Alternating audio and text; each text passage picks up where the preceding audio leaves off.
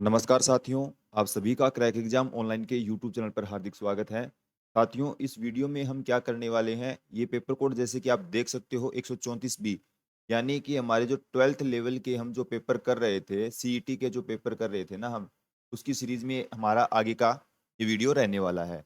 134 B हल करेंगे। इसके अंदर जितने भी क्वेश्चन हमारे राजस्थान हिस्ट्री से संबंधित रहे हैं, उनका डिस्कशन हम करने वाले हैं, चाहे वो कल्चर से संबंधित हो, ज्योग्राफी से संबंधित हो, उन सभी क्वेश्चंस को हम यहाँ पर करेंगे साथियों।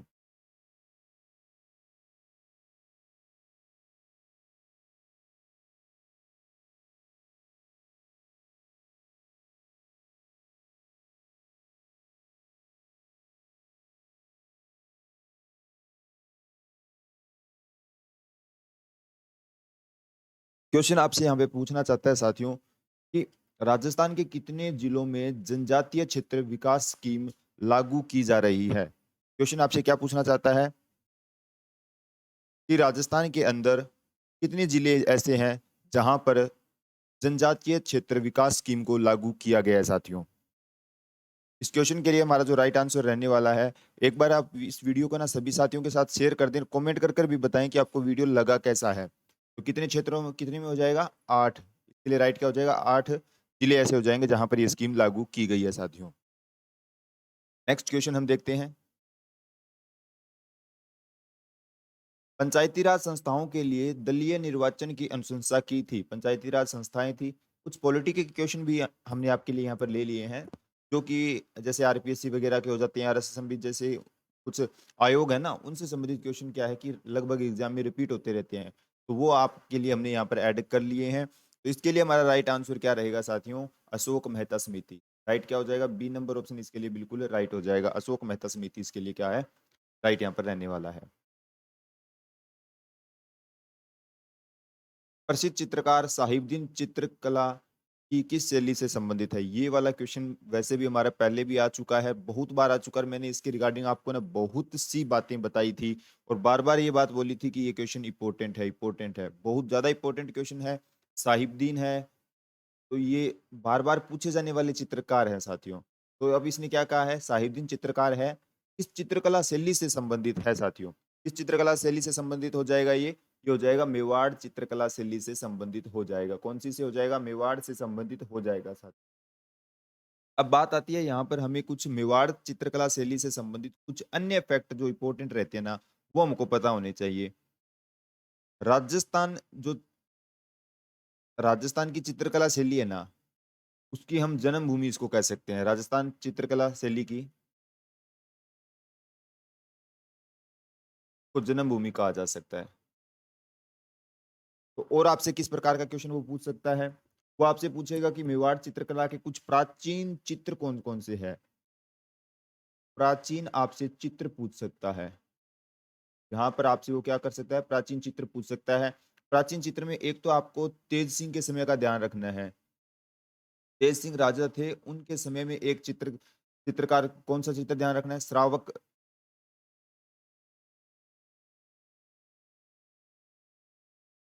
प्रतिक्रमण सूत्र चूर्णी, ये वाला चित्र आपको ध्यान रखना है।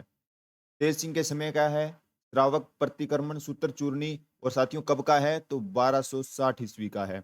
ये वाला आप ध्यान रखोगे।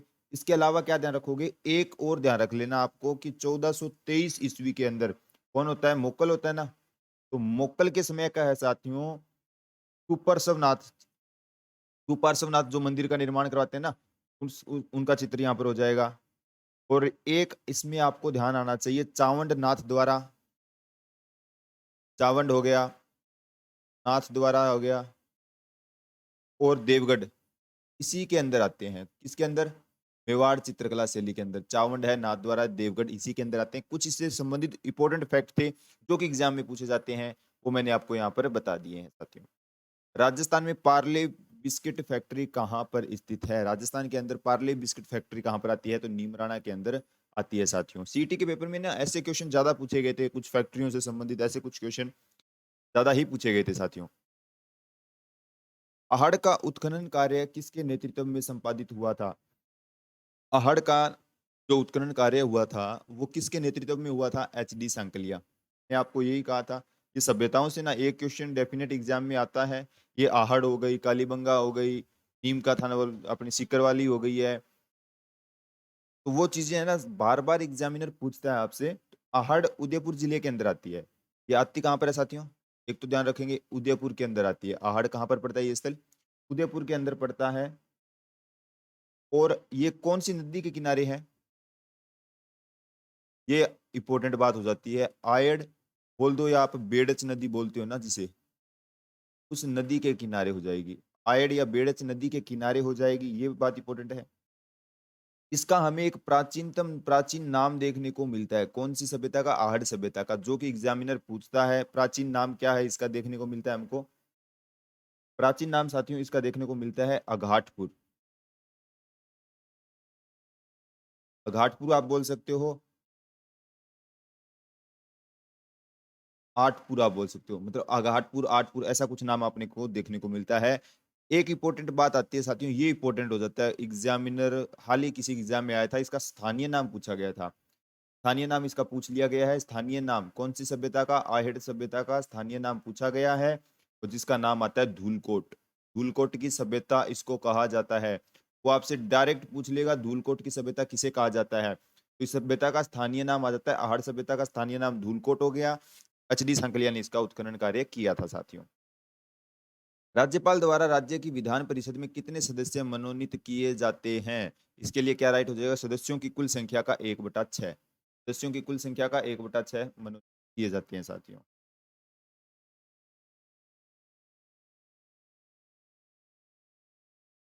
राजस्थान के प्रथम लोकायुक्त कौन थे? लोकायुक्त, प्रथम लोकायुक्त पूछ रहा है। ये वाले क्वेश्चन है ना साथियों, एग्जामिनर बार बार यहाँ से पूछ लेता है। आईडी दुआ।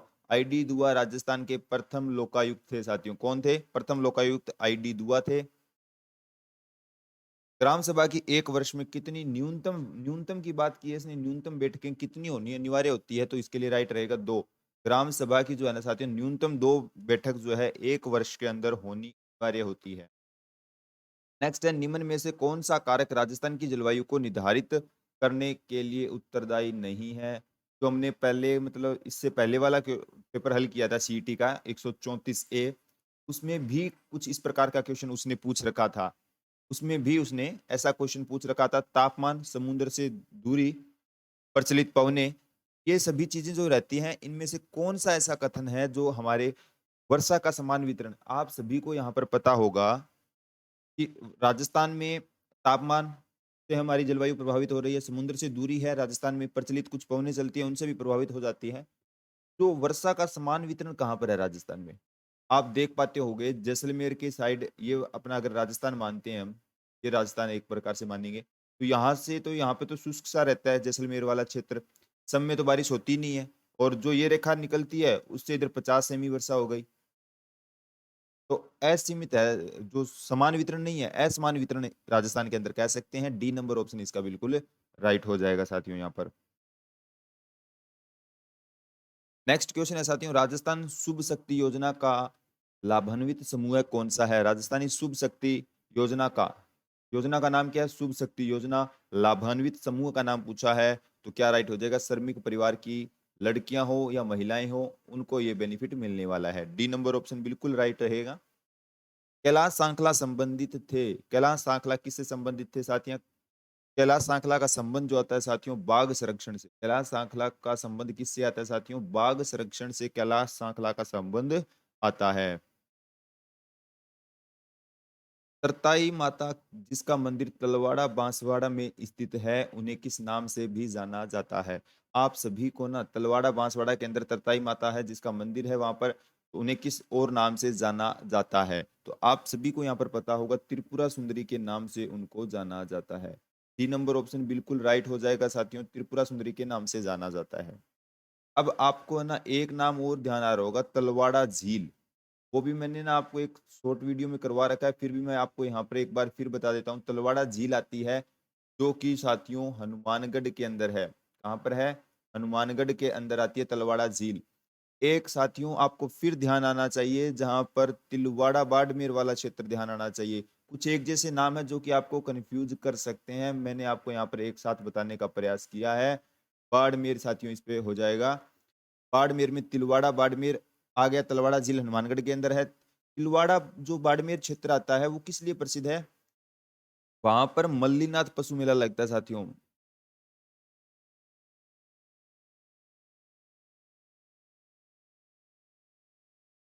तो मल्लीनाथ पशु मेला तिलवाड़ा बाड़मेर के अंदर लगता है, ये वाला पॉइंट आपको ध्यान रखना है। इधर मैंने बता दिया तलवाड़ा बांसवाड़ा के अंदर आता है, तरताई माता का मंदिर है, उनको त्रिपुरा सुंदरी के नाम से भी जाना जाता है। कुछ फैक्ट जो इंपॉर्टेंट थे वो मैंने आपको यहाँ पर बताने का प्रयास किया है। मनरेगा के अंतर्गत न्यूनतम कितने दिनों का जो रोजगार है प्रदान किया जाता है? न्यूनतम यहाँ पर कितने दिनों का रोजगार प्रदान किया जाता है साथियों?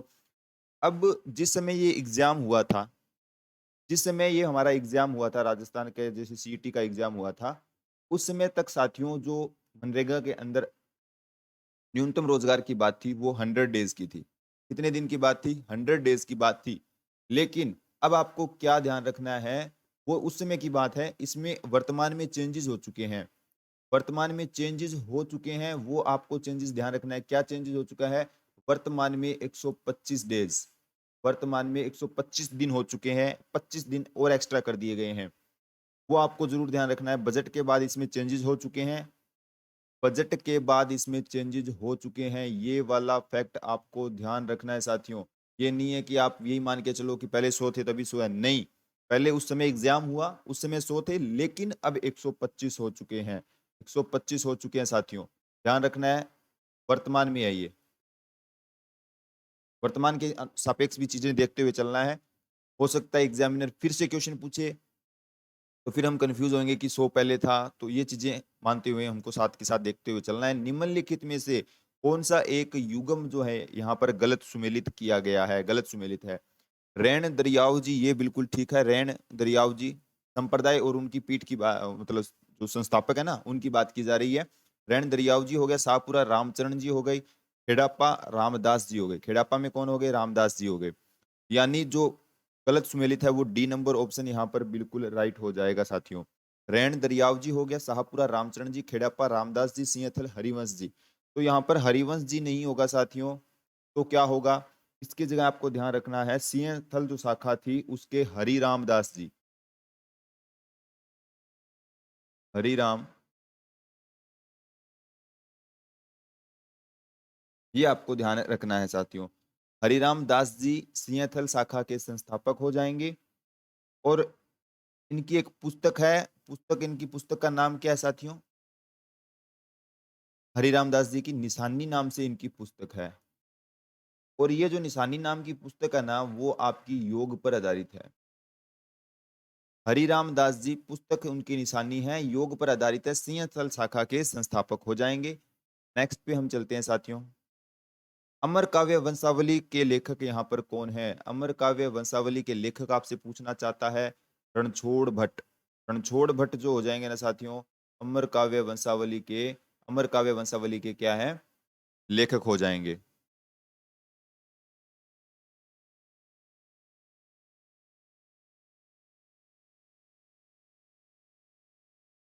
गोगा जी का जन्म स्थान कहाँ पर है? जैसा कि साथियों हमने कल इसका डिस्कशन कर लिया था, वैसे क्वेश्चन कल का मतलब ये कह सकते हैं हम, जो हमने पेपर कोड 134 ए किया था उसमें हमने बड़ी बड़ी बातें गोगा जी से संबंधित कर ली थी। तो आप देख पा रहे होंगे अगर एक एग्जाम में एक क्वेश्चन ऐसा आता है ना तो बार बार वैसे वहां से चीजें पूछी जाती है। तो गोगा जी का जन्म स्थान ददरेवा हो जाएगा साथियों।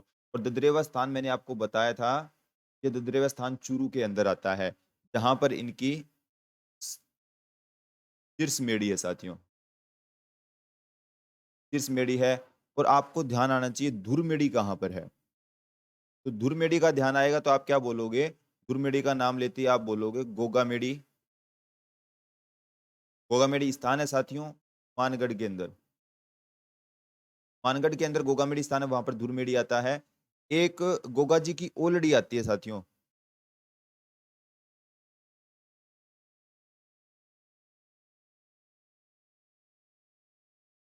गोगा जी की ओलड़ी आती है जो कि सांचौर के अंदर है।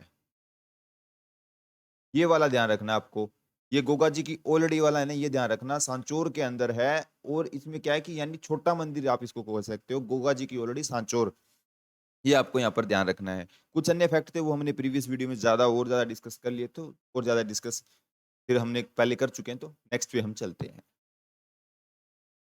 माही कंचन और माही धवल किस फसल की किस्में हैं? साथियों, मैंने आपसे कहा था, अभी हाल ही में मैंने कहा था, एग्जामिनर ये क्वेश्चन फेवरेट क्वेश्चन मान सकते हो, क्योंकि कंफ्यूजन आता है इसके अंदर। क्या रहता है कि आपको दो ऑप्शन मिलते हैं, एक मक्का का ऑप्शन मिलता है और एक इसमें ऑप्शन मिलता है चावल का।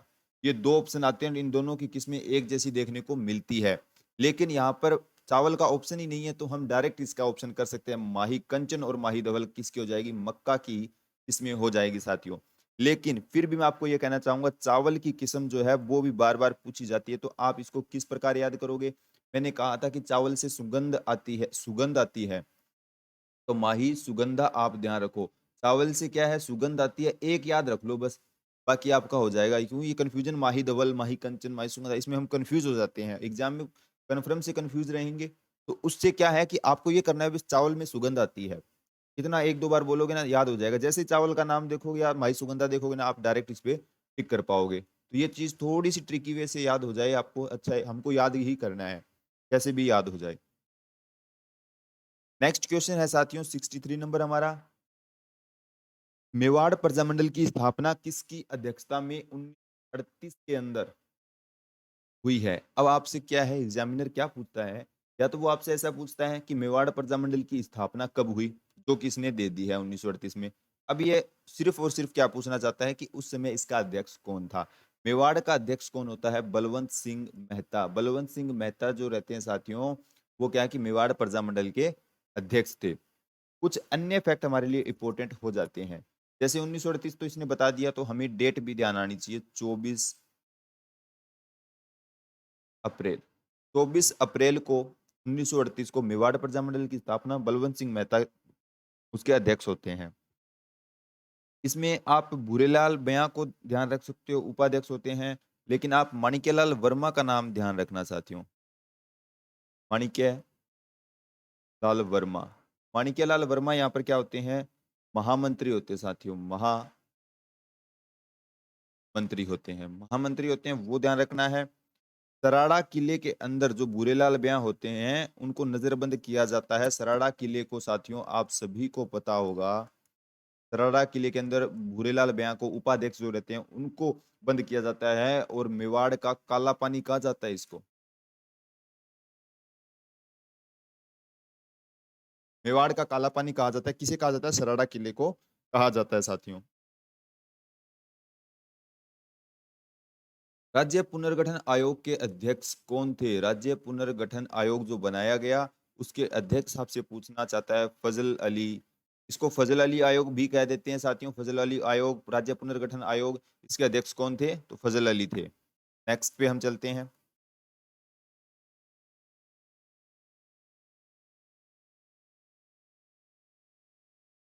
विधान परिषद के सदस्यों का चुनाव किया जाता है, विधान जो परिषद होती है उसका चुनाव है साथियों, किया जाता है। किस प्रकार किया जाता है उसका चुनाव? तो उसका चुनाव अप्रत्यक्ष रूप से और नामांकन से किया जाता है। 2 व 3 आपका बिल्कुल राइट रहेगा, 2 व 3, यानी सी नंबर ऑप्शन यहाँ पर राइट हो जाएगा। निम्न में से किस जिले में महाराव शेखाजी सशस्त्र बल प्रशिक्षण अकादमी निर्माणाधीन है? आपसे बहुत अच्छा क्वेश्चन पूछा गया है। निम्न में से कौन से महाराव शेखाजी सशस्त्र बल प्रशिक्षण अकादमी खोली जा रही है, निर्माणाधीन कहाँ पर है वो आपकी सीकर में आ जाएगा। शेखाजी के नाम से थोड़ा सा आप टिक कर पाओगे भी, शेखावटी क्षेत्र आता है, तो उस हिसाब से सीकर झुंझुनू वाला आप टिक सोचते थोड़ा सा, तो वो चीजें थोड़ा सा इस प्रकार भी हो सकती हैं। सीकर इसके लिए क्या है, बिल्कुल राइट हो जाएगा साथियों। आज के लिए हम इसको इतना ही करते हैं, बाकी जो हमारा पेपर ये बचता है, जो भी क्वेश्चन 30+ क्वेश्चन और इसमें सेंस रह जाते हैं, जिनको हम नेक्स्ट वीडियो में डिस्कस करेंगे। आज के लिए इतना ही साथियों। आपको वीडियो कैसा लगा एक बार कमेंट कर कर जरूर बताएं साथियों। धन्यवाद।